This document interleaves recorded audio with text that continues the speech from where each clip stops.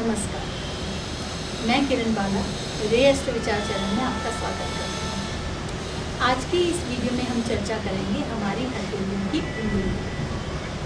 देखने में ये सभी उंगलियाँ एक जैसी लगती हैं। जिनके हाथों में देखेंगे तो पहली नज़र में लगता है सबकी उंगलियाँ एक जैसी होती हैं, लेकिन इनमें इतनी ज़्यादा वेरिएशंस होती हैं। किसी की उंगली पतली होती है, किसी की मोटी होती हैं, किसी की लंबी होती हैं, किसी की छोटी होती हैं, किसी की कठोर होती हैं यानी कि सख्त होती हैं, और किसी की बहुत लचीली होती हैं, किसी की झुकी हुई होती हैं, किसी की थोड़ी सी टेढ़ी होती हैं, एक दूसरी उंगलियों की तरफ भी झुकी हुई होती हैं। तो इतनी वेरिएशंस होती है कि अगर हम सभी पे चर्चा करेंगे तो ये वीडियो बहुत लंबी हो जाएगी। और मेरा प्रयास यही रहता है कि जितनी छोटी से छोटी वीडियो में आपको अधिक से अधिक जानकारी दे दूँ उतना ही अच्छा है। तो आज की इस वीडियो में हम ये बात करेंगे कि उंगलियों की कितनी वेरिएशंस होती हैं। तो सबसे पहले हम बात करेंगे कि इसका पैरामीटर क्या होता है, क्योंकि जो लोग लंबे होते हैं उनकी उंगलियां देखने में लंबी लगती हैं, जो लोग छोटे कद के होते हैं उनकी उंगलियां देखने में छोटी लगती हैं। तो इसका पैरामीटर क्या है, इसको हम कैसे जांचें कि लंबी उंगलियां कौन सी होती हैं और छोटी उंगलियां कौन सी होती हैं। तो कई बारी तो कुछ लोग रेशो भी बताते हैं कि इतना रेशो होता है, लेकिन वो सब बहुत पेचीदा हो जाता है मामला। तो एक बहुत ही इसका आसान तरीका है, बहुत ही आसान मेथड है, उसके बारे में हम चर्चा करते हैं। उंगलियों की लंबाई जानने के लिए सबसे पहले हम हथेली की लंबाई देखते हैं। मणिबंध से लेकर मध्यमा उंगली यानी कि मिडिल फिंगर के बेस तक की लंबाई को नापा जाता है। फिर मिडिल फिंगर की लेंथ देखी जाती है कि मध्यमा उंगली के बेस से उसकी टिप तक की लंबाई कितनी है। यदि बी पार्ट की लंबाई ज़्यादा हो तो उसका अर्थ होता है कि उंगलियां लंबी हैं, और अगर बी पार्ट की लंबाई कम हो तो उंगलियां छोटी हैं। और अगर ए और बी दोनों की लंबाई बराबर हो तो उंगलियां सामान्य मानी जाती हैं। सबसे पहले हम बात करते हैं लंबी उंगलियों की। जिन हाथों की उंगलियां लंबी होती हैं वो बोलने से पहले बहुत सोचते समझते हैं, सोच समझकर बोलने वाले होते हैं, बहुत केयरफुल होते हैं, जीवन के हर क्षेत्र में सूक्ष्म से सूक्ष्म जानकारी रखने वाले होते हैं, यानी कि हर चीज़ की डिटेल में जाते हैं। और जैसे कि अगर वो अकाउंटेंट होंगे तो वो अपने अकाउंट में पूरी तरह से चेक करेंगे, उस अकाउंट को पूरे परफेक्शन के साथ करेंगे। यदि जैसे हम माने कि अगर वो फिल्म डायरेक्टर होंगे तो हर शॉट बहुत ही परफेक्शन के साथ लेते हैं, तो बहुत ज़्यादा सूक्ष्मता में जाते हैं ऐसे। लेकिन किसी पर बहुत जल्दी विश्वास नहीं करते। अगर लंबी होने के साथ साथ उंगलियां पतली भी हों तो भाग्यवान होते हैं, लेकिन उनकी एक्टिविटीज़ हमेशा थोड़ी धीमी रहती है। चाहे वो किसी भी क्षेत्र में एक्टिविटीज़ करें, लेकिन उनकी स्पीड स्लो ही रहती है। अब हम बात करते हैं छोटी उंगलियों की। जिनके हाथों की उंगलियां छोटी होती हैं वो ज़्यादा दिखावेबाजी में बिल्कुल विश्वास नहीं रखते, और ना ही परंपराओं और संस्कारों की ज़्यादा परवाह करते हैं। साहसी होते हैं, चतुर होते हैं, लेकिन किसी भी काम को करने में कभी शर्म महसूस नहीं करते।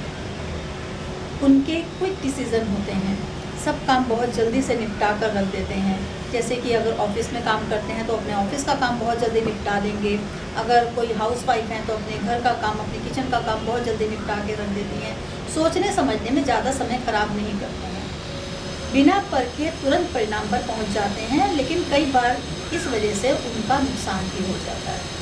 जिनकी हथेली की लंबाई और मध्यमा उंगली की लंबाई बराबर होती है वो सामान्य उंगलियों की श्रेणी में आते हैं। ऐसे लोग व्यवहार कुशल और सुसंस्कृत होते हैं।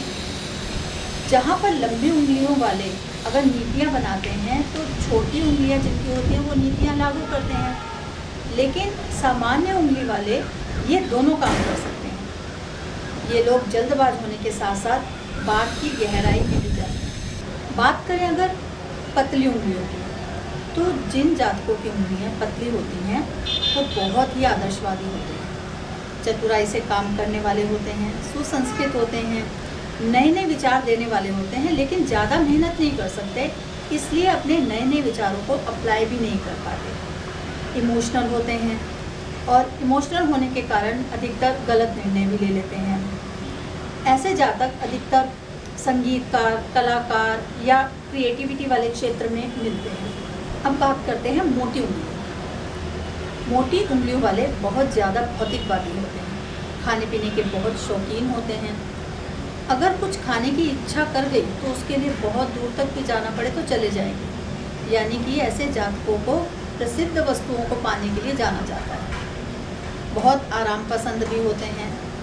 अगर मोटी उंगलियां छोटी भी हों तो ऐसे जातक दिल के साफ होते हैं और अपनी ही धुन में मस्त रहते हैं। अब हम बात करते हैं लचीली उंगलियों की। ये लोग बहुत अट्रैक्टिव होते हैं, बहुत चतुर होते हैं, हर किसी को चतुराई से ही जवाब देते हैं, जिज्ञासु बहुत होते हैं, साथ ही साथ खोजबीन करने वाले होते हैं।